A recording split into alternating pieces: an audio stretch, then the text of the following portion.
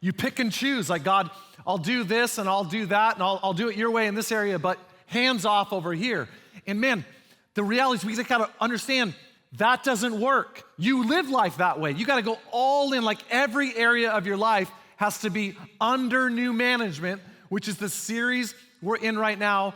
And that's really learning what does it mean to make Jesus Lord? Or let's use it in terms we understand, CEO or leader of our life. Here is the point, spiritually. When you give your life to Jesus and you're baptized, you get a brand new CEO over your life. And it's not you. You're no longer the boss. And Jesus walks into your life and he has a brand new set of values, a brand new culture he wants to bring. But the greatest thing that drives a culture is someone's values. And when Jesus comes into our life, there's all sorts of values he has for us, right? As Christians, like we're called to be generous. We're called to have humility. We are called to be kind. We're called to have joy in our lives and have courage. And you can go down the list. We're called to be holy, to have unity with each other, to tell the truth, to be servant-hearted and serve others. There's all sorts of values. But today, what I want to do as we talk about being under new management is I want to tell you the number one value that Jesus wants to drive your entire life: to love God and love people. Jesus simplified what religion complicated.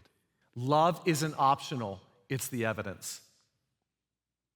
As a follower of Jesus, love is not an option for you to love other people or love God. It is the evidence that you are under the leadership of Jesus as your Lord.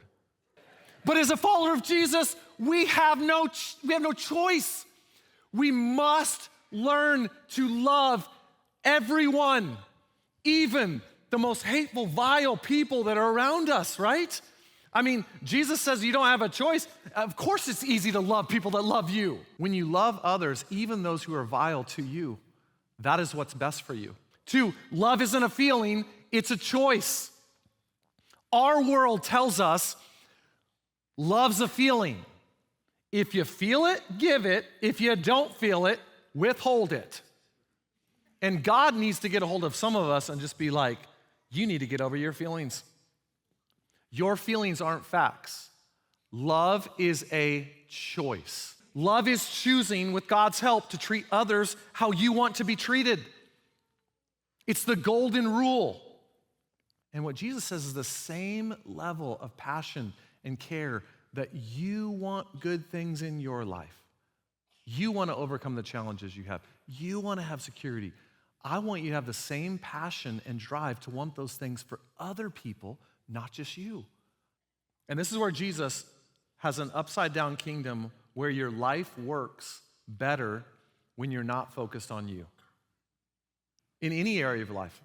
See, in God's economy, loving others isn't losing your life, it's unlocking it. When you think about loving people, truly being about loving others, that unlocks something in your life that maybe has been hidden or you've been searching for your whole life. Like, how do I find this thing in life? And it's love that's the key that unlocks it.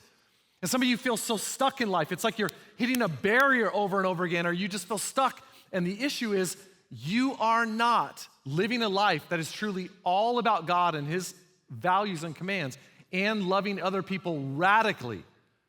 So, if Jesus is your CEO, the number one value is to love God and love people, which means what? Love isn't optional, it's the evidence. Love isn't a feeling, it's what? It's a choice. And love isn't, loving others isn't losing your life, it's what unlocks it. One of the greatest acts of love you will ever give another human being is to forgive them. And you know who you're loving most in that? You're gonna love yourself. Because you are destroying yourself. Unforgiveness is like drinking poison and expecting the other person to die. But could you imagine if we were the type of church, we were the type of people that loved radically back, and we trusted God with our lives. We trusted God that he can redeem We trust to God that that's the way to have purpose and meaning in life, not to spew it back, but to love God and love people as the dominating value in our lives.